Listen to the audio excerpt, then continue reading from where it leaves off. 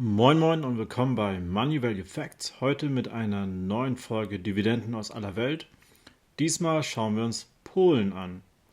Polen finde ich interessant. Das Land wächst wirtschaftlich, exportiert 70% in die EU, hat eine niedrige Arbeitslosenquote und qualifiziertes Personal.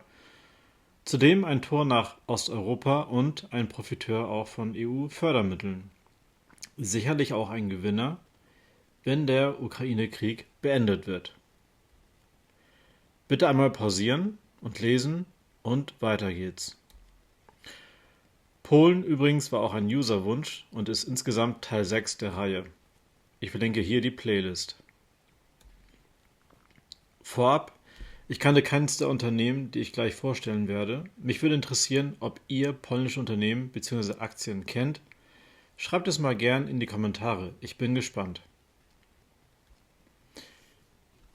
Die Quellensteuer in Polen beträgt 19%. Es gibt zudem ein Doppelbesteuerungsabkommen zwischen Polen und Deutschland. Der Spread, getestet bei Orlen und KGHM, war zwischen 1 und 2%. Das ist jetzt nicht mega super, aber es gibt auch schlimmere Spreads. Ich habe den WIG 30 genommen, also den Index von der Börse Warschau. Hier sind, wie der Name schon sagt, 30 Aktien drin. Banken habe ich wie immer aussortiert. Zudem haben 9 Unternehmen keine Dividende gezahlt. Alle Aktien sind an den deutschen Börsen gelistet und 3 Aktien fallen raus, weil die Market Cap kleiner 1 Milliarde Euro gewesen ist. Übrig bleiben also 12 Aktien. Fangen wir an. PZU ist ein Versicherungsunternehmen mit 14 Milliarden Euro Market Cap. Die Performance ist sogar besser als Allianz im gleichen Zeitraum und die Dividende ist sehr gut. Auch wenn das für Versicherer eher normal sein kann, ist die Verschuldung doch recht hoch. Kruk betreibt Forderungsmanagement und treibt ausstehende Zahlungen und Geld ein. Mit nur 0,4% Dividendenrendite ist es eigentlich kein Dividendentitel. XTB ist ein bekannter Broker, der über 400% in den letzten Jahren gemacht hat und trotzdem ist die Dividendenrendite gut. LPP stellt Mode- und Non-Food-Artikel her, besser gelaufen als Inditex. Da gibt es auch ein Video dazu, verlinke ich hier.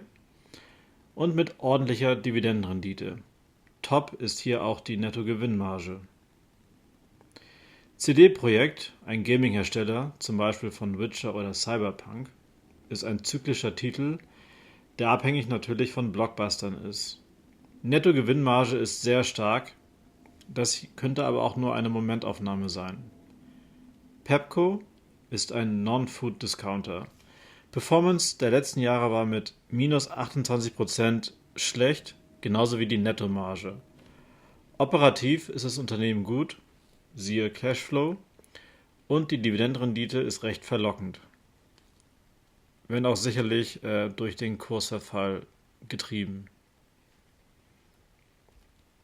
Orlen ist ein Energiekonzern, der in den Bereichen Erdöl, Erdgas, Strom tätig ist und auch Tankstellen betreibt. Mit fast 30 Milliarden Euro Market Cap ist es das polnische Schwergewicht.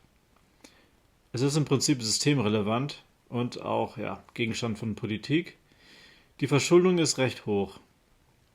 KGHM ist im Bereich Rohstoffe tätig, es ist einer der großen Silberlieferanten und ein wichtiger Kupferlieferant.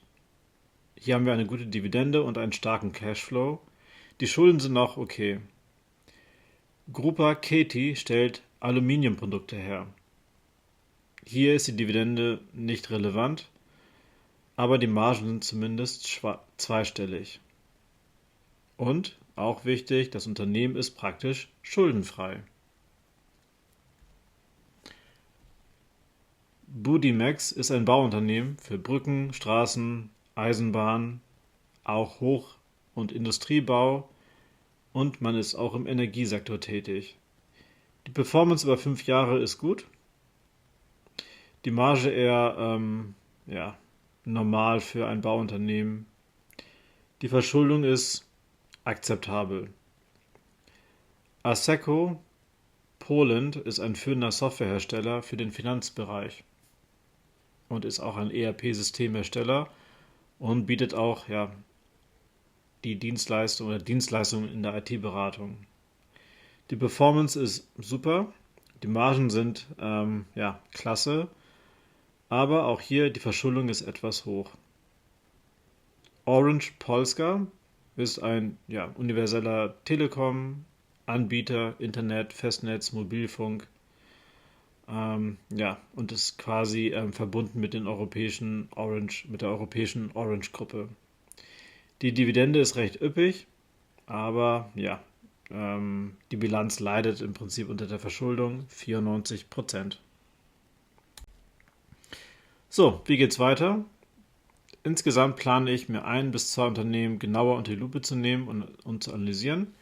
Lasst mich gern wissen, welche Unternehmen ihr interessant findet. Ich würde dann euren Favoriten mitnehmen. Ansonsten abonniert gern meinen Kanal, wenn ihr Teil 2 und generell Dividenden, Aktienanalysen aus aller Welt nicht verpassen wollt. Und so helft ihr meinem Kanal. Danke schon mal. Ich freue mich auf ein Like und wir sehen uns bei Teil 2. Ciao, ciao, euer MVF Milton.